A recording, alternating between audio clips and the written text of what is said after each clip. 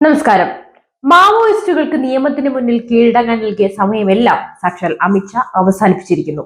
ഇപ്പോൾ സൈന്യത്തിന്റെ തോക്കുകൾ കൊണ്ട് മാത്രമാണ് മാവോയിസ്റ്റുകളോട് ഷായും മോദിയും എല്ലാം സംസാരിക്കുന്നത്. സമാധാനം പൂർണ്ണമായി ഡ്യൂട്ടി നിർവഹിച്ചിരുന്ന നമ്മുടെ സൈന്യത്തെ പ്രത്യേകിച്ചും ഒരു പ്രകോപനവും ഇല്ലാതെ ആക്രമിച്ച മാവോയിസ്റ്റുകൾ ഇപ്പോൾ മരണം ഇരന്ന് വാങ്ങുകയാണ്. ഷായുടെ പുലിക്കുട്ടികൾ ശരിക്കും കയറി മേയുന്നു എന്ന് തന്നെ നമുക്ക് പറയാം. ദിവസം സൈന്യം കൊന്നു തള്ളുന്നത് ഡസൻ കണക്കിന് മാവോയിസ്റ്റുകളെയാണ്. 16-ാം തീയതി മാത്രം സൈന്യം തീർത്തത് 12 മാവോയിസ്റ്റുകളെയാണ്. ഛത്തീസ്ഗഡിലെ ബീജാപൂർ ജില്ലയിൽ ഈ മാസം ആദ്യം നടന്ന മാവോയിസ്റ്റ് ആക്രമണങ്ങളിൽ നമ്മുടെ 9 സൈനികർ വീരമൃത്യു വരിച്ചതോടെയാണ് പ്രശ്നങ്ങളുടെ എല്ലാം തുടക്കം. ഇതോടെയാണ് ഇനി മാവോയിസ്റ്റുകളുടെ കൂട്ടത്തോടെ കൊന്നു തള്ളിയതിനു ശേഷം മാത്രമേ വിശ്രമം ഉള്ളൂവെന്ന് ഷായും സൈന്യവും ഒരുപോലെ തീരുമാനിക്കുന്നത്.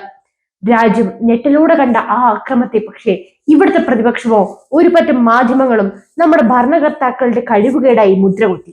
പക്ഷേ യഥാർത്ഥത്തിൽ എന്താണ് അവിടെ പിന്നീട് സംഭവിച്ചതെന്നും സൈന്യം നടത്തിയ തിരിച്ചടികളെ കുറിച്ചൊന്നും കേരളത്തിലെ CITU മാധ്യമങ്ങൾ എവിടെയും റിപ്പോർട്ട് ചെയ്തിട്ടില്ല.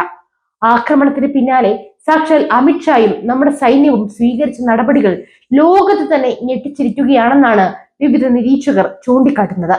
എന്തായിരുന്നു ആ മാവോയിസ്റ്റ് ആക്രമണമെന്നും എന്താണ് ഷാ നൽകിയ തിരിച്ചടിയെന്നും നമുക്ക് വിശദമായി തന്നെ മനസ്സിലാക്കാം. കഴിഞ്ഞ ജനുവരി 6-ന് സുരക്ഷാ സേനയ്ക്ക് നേരെ മാവോയിസ്റ്റുകൾ നടത്തിയ ആക്രമണത്തിൽ 9 പേരാണ് വീരമൃത്യു വരിച്ചത്. കുറ്റു പോലീസ് സ്റ്റേഷൻ പരിധിയിലുള്ള അമ്പേലി എന്ന ഗ്രാമത്തിന് സമീപമാണ് വൻ IED സ്ഫോടനം നടന്നത്. 60 മുതൽ 70 കിലോഗ്രാം ഭാരം വരെയുള്ള IED ഉപയോഗിച്ച് സുരക്ഷാ ഉദ്യോഗസ്ഥർ സഞ്ചരിച്ചിരുന്ന വാഹനത്തിന് നേരെ മാവോയിസ്റ്റുകൾ ആക്രമണം നടത്തുകയായിരുന്നു. മാവോയിസ്റ്റ് ഓപ്പറേഷന് ശേഷം മടങ്ങുകയായിരുന്ന സൈനികരാണ് കൊല്ലപ്പെട്ടത്. ജനുവരി 12-ന് സുരക്ഷാ ഉദ്യോഗസ്ഥരുമായുണ്ടായ ഏറ്റുമുട്ടലിൽ 3 നക്സലൈറ്റുകൾ കൊല്ലപ്പെട്ടിരുന്നു. സുരക്ഷാ സേനയുടെ സംയുക്ത സംഘമാണ് നക്സലൈറ്റ് വിരുദ്ധ ഓപ്പറേഷൻ നടത്തിയത്.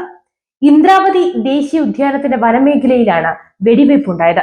ജില്ലാ reserve guard, special task force, ജില്ലാ സേന എന്നിവയിലെ ഉദ്യോഗസ്ഥർ ഈ ഓപ്പറേഷനിൽ പങ്കെടുത്തു.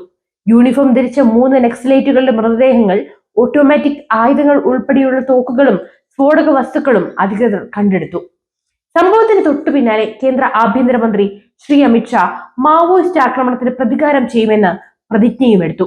നമ്മുടെ സൈനികരുടെ ത്യാഗം വെറുതെയാകില്ലെന്നും 2026 മാർച്ചോടെ ഇന്ത്യയിൽ നിന്ന് നക്സലിസം അവസാനിപ്പിക്കുമെന്നും ഷാ പറഞ്ഞു. ബീജാപൂരിൽ IED സ്ഫോടനത്തിൽ വീരമൃത്യു വരിച്ച ധീരരായ സൈനികരുടെ കുടുംബങ്ങളോട് ഞാൻ എന്റെ അഗാധമായ അനുശോചനം രേഖപ്പെടുത്തുന്നു. ഈ സങ്കടം വാക്കുകളിലൂടെ പ്രകടിപ്പിക്കാൻ കഴിയില്ല, ഷാ പറയുന്നു.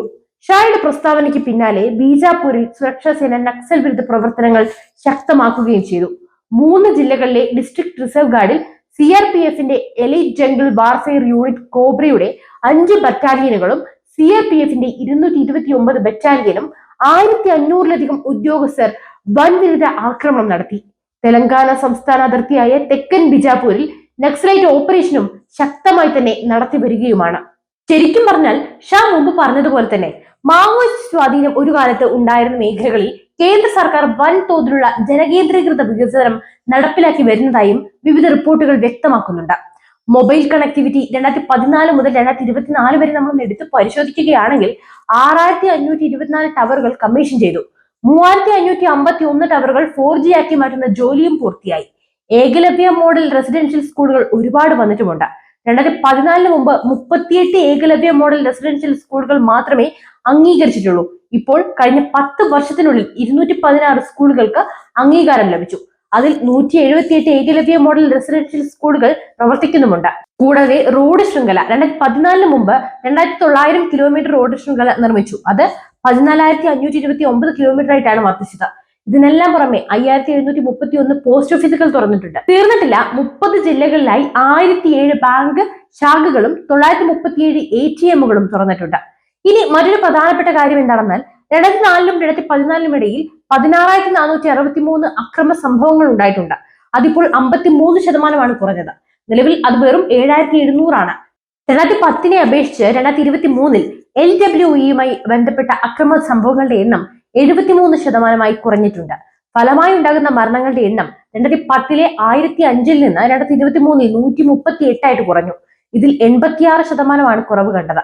ഇനിയും തീർന്നിട്ടില്ല. നിലവിൽ അക്രമം റിപ്പോർട്ട് ചെയ്യുന്ന പോലീസ് സ്റ്റേഷനുകൾ 465-ൽ നിന്ന് 171 കുറഞ്ഞു. അതിൽ 50 പോലീസ് സ്റ്റേഷനുകളിൽ ആകട്ടെ പുതിയതുമാണ്. അതുപോലെ തന്നെ സാധാരണക്കാരുടെയും സുരക്ഷാ സേനയുടെയും മരണങ്ങൾ 70% കുറഞ്ഞു.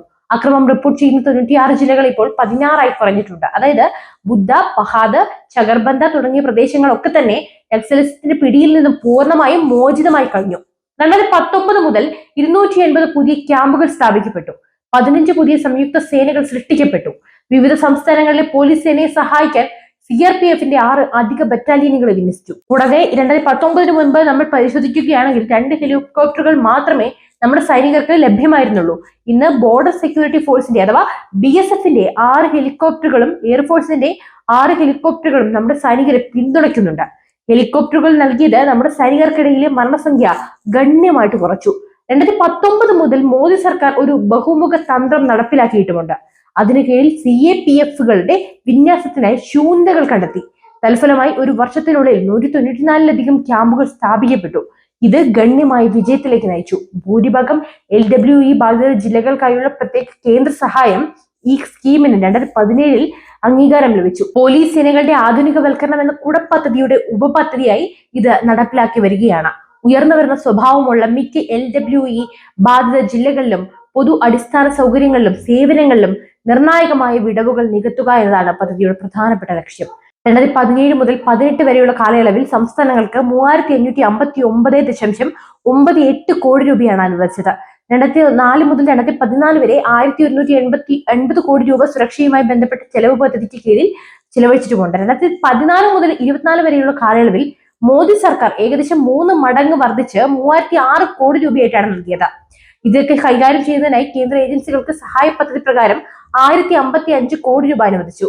ASRE സ്കീമിന് കീഴിൽ കഴിഞ്ഞ 4 വർഷത്തിനുള്ളിൽ LWE ബാധിത സംസ്ഥാനങ്ങൾക്ക് 1275 കോടി രൂപ അനുവദിച്ചു. എന്തായാലും ഷായുടെ നേതൃത്വത്തിൽ അതിശക്തമായി തന്നെ നക്സൽ വിരുദ്ധ പ്രവർത്തനങ്ങൾ അല്ലെങ്കിൽ അവർ തുടച്ചു നീക്കുന്ന പ്രവർത്തനങ്ങൾ തകൃതിയിൽ തന്നെ നടക്കുകയാണ്. പറഞ്ഞതുപോലെ 2026 ഉറപ്പായും അവരെ തുടച്ചു നീക്കുക തന്നെ ചെയ്യും. നമുക്ക് കാത്തിരുന്നു കാണാം.